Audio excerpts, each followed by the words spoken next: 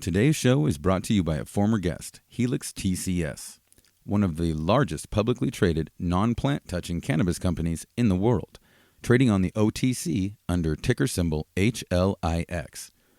Their portfolio of industry-leading technology, compliance, and security companies is designed to scale internationally to capitalize on the inevitable proliferation of legal cannabis without the risk and limitations of being a cannabis producer. Record Q2 earnings, driven by their market share leading seed-to-sale tracking software, has positioned Helix TCS as one of the most exciting ancillary companies in the cannabis industry.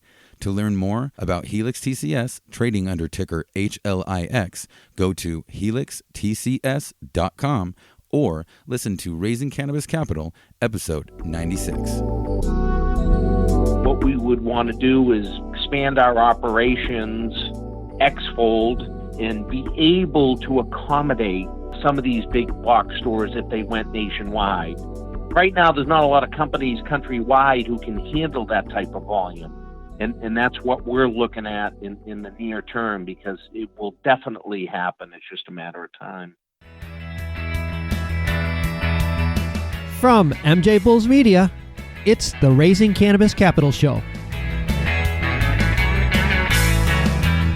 I'm Dan Humiston, and on today's show, how these two companies are working together to help other companies get into the CBD business.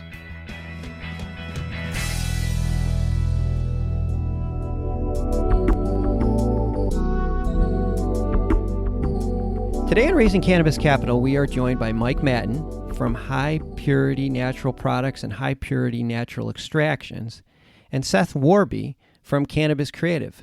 Mike, Seth, welcome to the show. Hey, Dan, thanks.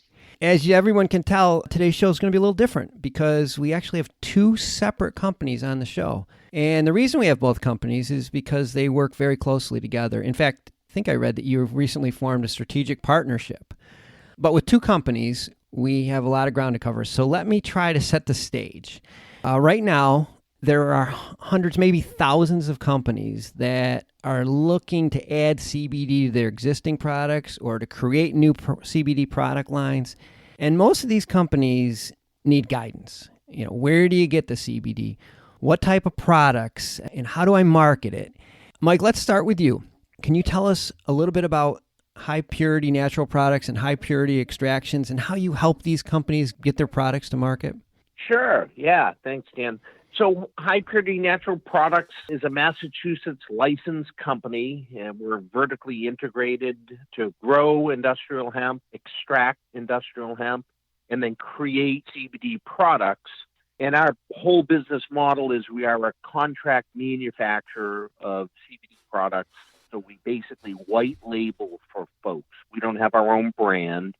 We make standard formulations, custom formulations for other clients and larger companies, and we put their label and their branding on that. So you're actually growing the hemp right in Massachusetts? We are, yeah. As a Mass licensed company, all the hemp has to come from a compliant licensed grower in the state. You can't bring hemp from out of state. So we do have a grow, which is in process right now.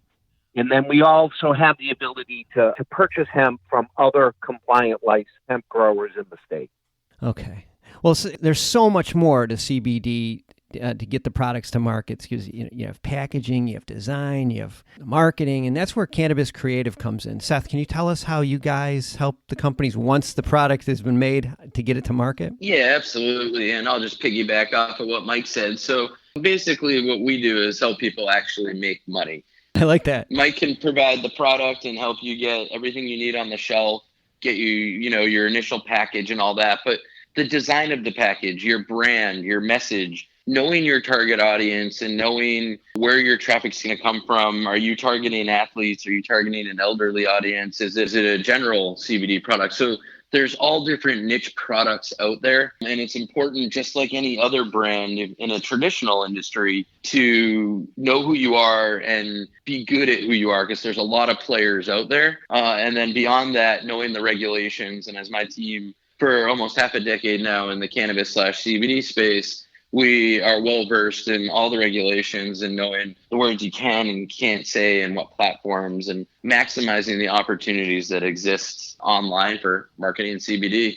It's such a big thing, and so many companies get tripped up by that. I'm glad you mentioned that, Seth, because there's so many restrictions, and from state to state, it's different. I mean, really having somebody to hold your hand through this process is so important. You mentioned one thing that I find refreshing is that the CBD companies are starting to find their path or their demographic that they're targeting, as opposed to just saying, I have CBD. Mm-hmm. They're narrowing it down to specific groups. Can you maybe talk just a little bit more about that? Yeah, I mean, just even 2 years ago, I remember some of our earlier meetings, we were putting out all these products we'd buy locally, CBD products, and they were all just general, whether they were gummies or vapes or whatever they were. There was no real focus. But now what you're seeing out on the West Coast and more on the East Coast in the cannabis space, CBD is following suit, where people are really niching into what they're really good at.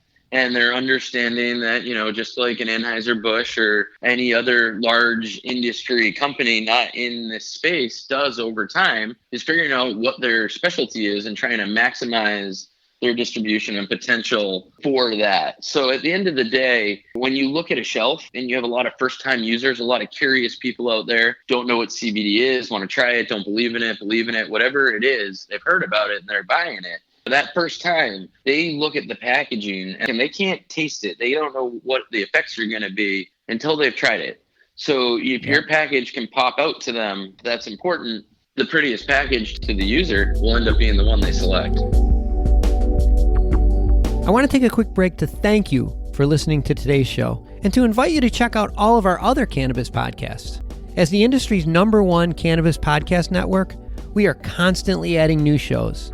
So go to MJBulls.com to see our new shows and to become part of the Cannabis Podcast Network. There are so many new CBD companies out there, so many new ones, but most of them are small. But I know it's just a matter of time before mainstream companies, the giant companies, household name ones. Mike, are you starting to get some inquiries from the big boys, the big boxes, and some of the cosmetic companies? We are, yeah, definitely. I mean, grocery stores are starting to put CBD products on the shelf, CVS and Walgreens, skincare products. So the big box stores are starting to play in the CBD industry. Oh my gosh, can you imagine being the companies that's supplying CBD to, say, CVS when they go from that walk to run stage? What a great place to be. Speaking of that, Well, speaking of that, Mike, what's next for you guys? Yeah, so right now we're growing organically. We've been in the space ever since the Massachusetts guidelines came out and allowed the growing of hemp and production of CBD products.